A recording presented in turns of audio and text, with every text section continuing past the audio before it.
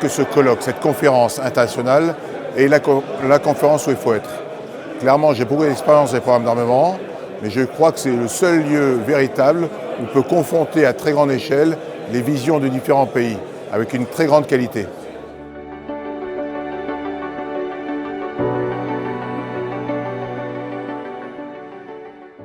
Alors d'abord, l'importance de cette conférence, c'est de confronter les approches de différentes armées et d'industriels, parce qu'il s'agit bien de se confronter au futur et de faire des paris très importants, parce qu'un système d'armes, on l'acquiert pour 30, 40, 50 ans, il s'agit de ne pas se tromper.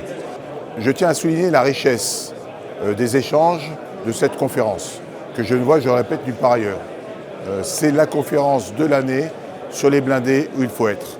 Toutes les grandes nations sont présentées, les petites nations aussi, et c'est l'occasion pour nous tous de confronter nos points de vue. Par exemple, la France a fait le choix de développer un système de force Scorpion plutôt médian dans les 25 tonnes, là où beaucoup de pays développent des véhicules beaucoup plus gros. Donc on voit bien qu'il y a des approches différentes qui sont dues aussi à l'aspect stratégique du pays, son environnement, ses zones d'engagement. Il est important de pouvoir aussi s'assurer de la cohérence de nos propres vues. Concernant ce que j'ai présenté, il s'agit de présenter bien sûr l'actualité française qui est très riche avec le nouveau programme Scorpion et de nombreux développements de blindés. Je pense que c'est le lieu d'en parler et c'est le lieu d'échanger.